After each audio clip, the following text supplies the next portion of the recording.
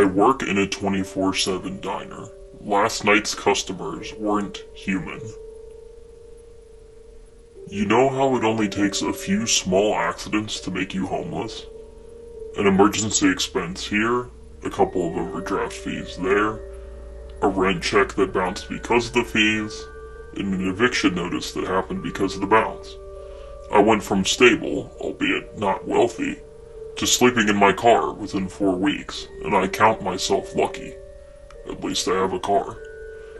And a job, which is why I have this story.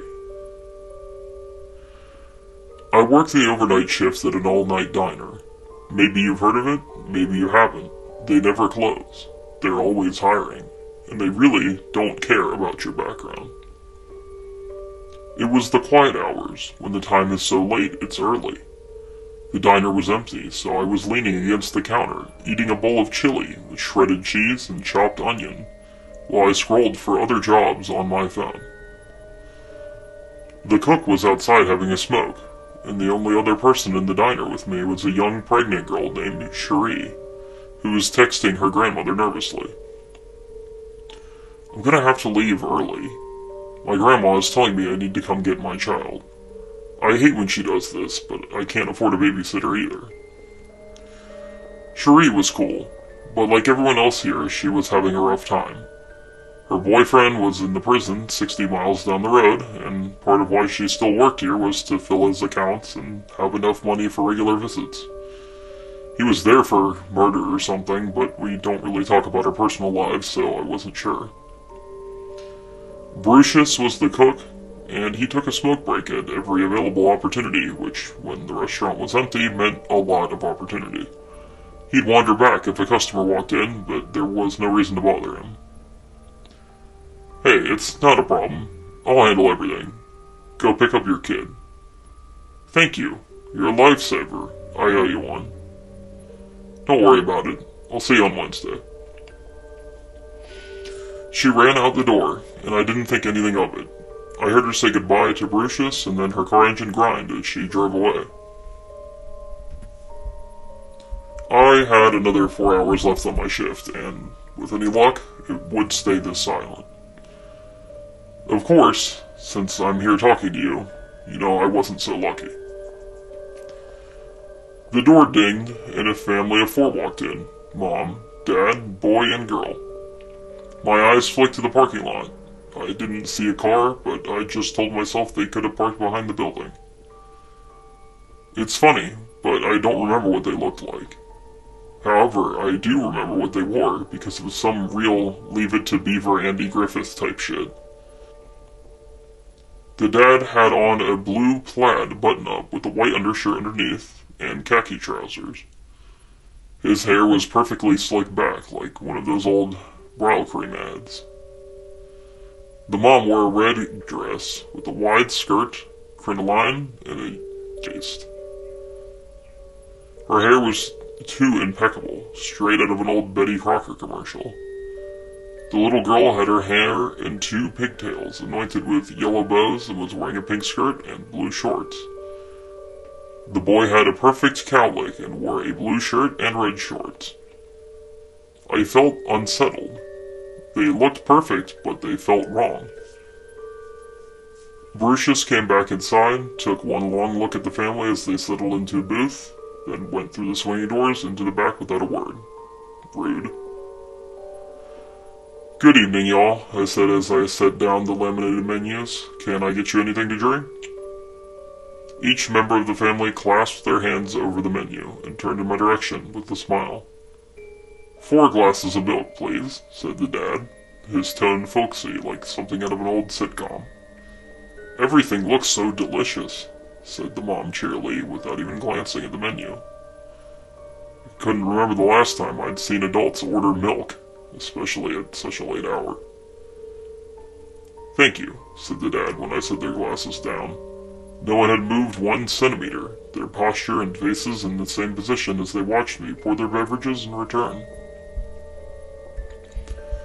I wiped my hands on my apron and attempted to smile. "Are you all ready to order?" The 4 of them glanced towards my name tag in unison, and I was suddenly glad most of it was hidden beneath my hoodie. "We're waiting for someone," said the mom in a sing-song voice. They all turned to face each other, small, identical smiles on their faces. Condensation from their untouched glasses making 4 tiny puddles. It wasn't right for children to be that quiet, or for anyone to be that quiet. To be honest, it wasn't normal to wait for someone at that hour either. I pretended to wipe down the counters. Guests weren't supposed to be left alone, and I didn't know what to do.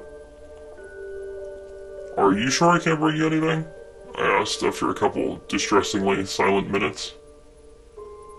"We told you we're waiting," one of the children hissed. I startled and dropped the rag. That wasn't a child's voice.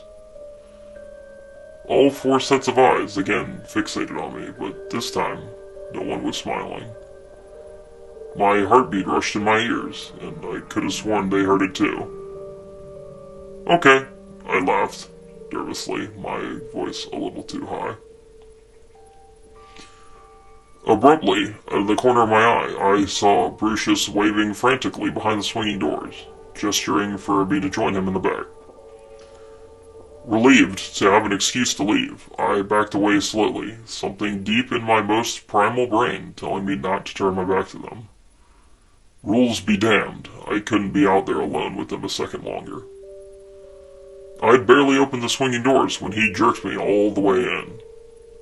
"Listen," he whispered urgently, his grip tight on my arm. "Those people out there aren't real people." I looked back through the door. "I don't—" He interrupted me.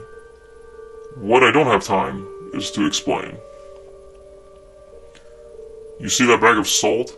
He jerked his head towards a giant-sized bag of pure rock salt I'd somehow never seen since working here. "Pour a line at the front. Make sure it's far enough back that the swinging door won't break the line. It needs to go all the way from one wall to the other. Pour extra if you're not sure." I'm confused, and I'm scared shitless. Pour. He hefted his own large bag of salt and began making a wide circle, one large enough to fit us both. Looking behind him, I could see there was already a similar salt line at the back, stretching from wall to wall. I had no idea what was happening, but I'd never seen Brucius be anything other than laid back and chill my entire time here, and that was enough to get me to listen. As I poured, I took a peek through the round window in the swinging doors and spotted the family still sitting there. They still hadn't moved. "This is really fucking creepy," I muttered under my breath. Once my line of salt had been poured and double-checked, Brucius pointed to the inside of the circle and pressed a finger to his lips. Tiptoeing to the wall, he carefully opened the circuit box. Then, taking a deep breath, he switched off the breakers, plunging the entire restaurant into darkness and turning off the lights outside. In the next instant, he leapt to join me in the middle of the circle. One heartbeat later, I heard the most ungodly shrieking from the dining area. I clamped my hands over my ears, but it didn't help. It was like the sound waves were made of broken glass. My skin felt like it was being peeled off. My eardrums screamed. I started to fall over and stopped abruptly only partway down. Brucius had twisted the collar off my shirt around his hand. I had almost fallen outside the circle. Another shriek rolled over me and I sobbed in confusion and pain. My muscles clenched into knots as I fought an instinctive urge to run. Brucius's grip tightened, keeping me grounded. Just then, the swinging doors blasted open and a rolling, inky mass slithered and slopped its way inside. You'd think it would be too dark to see anything, but there were so many mouths, so many teeth, so many eyes. The space filled with the scent of rot and tar. This was the family. I retched and clamped my hands over my mouth to keep the vomit down. The mass glided and spilled its way up to the very edge of the salt line and stretched horizontally along its entire length. I understood why there was a circle now. If there'd been the slightest gap in the line, or better, the line between the wall, it would have slithered its way across. My eyes burned the longer I looked. I felt something warm drop into my hand. I thought it was tears, but it was a nosebleed. As the screams ratcheted higher, Bruce shouted, "Close your eyes!" I clamped my hands over my ears, screwed my eyes shut, and sobbed. Eventually, I don't know how long, the screaming stopped. I must have passed out right after, because when I came to, it was dawn. Every muscle and bone in my body ached when I stood up. My face was crusted with dried tears and blood. Brucius was red-eyed and bedraggled. He was usually a tough guy around here, but he was just using the special broom, the one that said, "Do not use," in Sharpie, and a handle to sweep all the salt into a large dustpan with the same directive. The salt had turned a smoky blue and smelled like sulfur and gasoline. Perhaps it was the daylight. Perhaps it was surviving the single most terrifying night of my life. But when I spoke, my voice was surprisingly calm, even though it sounded like I'd chewed and swallowed broken glass. "I'm going to wash my face, then I'm going to make us coffee, and then you're welcome to tell me what the hell that was." He nodded, mumbled, "Yeah," and kept sweeping. I was half tempted to turn at the sign to the door to close, but it would just be my luck if the manager appeared out of nowhere when I did. Besides, the place was empty. Once he was done sweeping, he washed his hands and joined me. I poured him a mug of the best coffee I've ever tasted in my life. He lit up a cigarette, and we looked at each other across an empty table. Despite the commotion, the diner was in perfect order, like nothing had ever happened. What was that? He took a long drag, as though toying with telling me the truth or not, but after last night it was too late to lie. They're called the Family. I'd never seen them before, but Carrie, the waitress behind you and Cherie, worked here for a few years and said they show up every once in a while. He paused as if expecting me to say something. I took a long sip and he kept on. The first clue was that they didn't have a car. They just appeared, I don't even know where from, and walked in. The second is how they were dressed.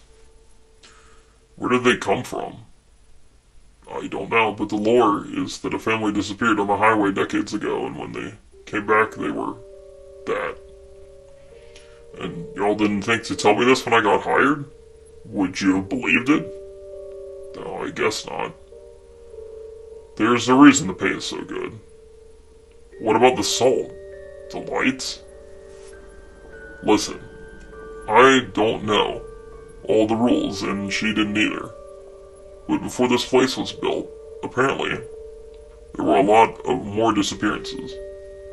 People would get off at this exit because they thought they saw a sign for food or gas, take a turn, and never be seen again. But now people just stop here, right off the highway and right back on. But that means when the family gets hungry, they come here. Yeah. That's why you went straight to the back? Yeah, I needed to get started. And you turned off the light so no one stops while they're here. Yeah. What about the salt? He went quiet. You saw why. At that moment, the door opened and a couple with a toddler entered. A real family. Oblivious. We stopped talking. I took their order and Brucius heated up the grill. There was nothing else to do. This happened a few weeks ago, but I'm still working there. Corporate gave us an extra bonus check when the incident was reported, which got me into a cheap hotel with a decent bed and shower for a little while. I'm still applying for jobs, but no one else called me back for an interview.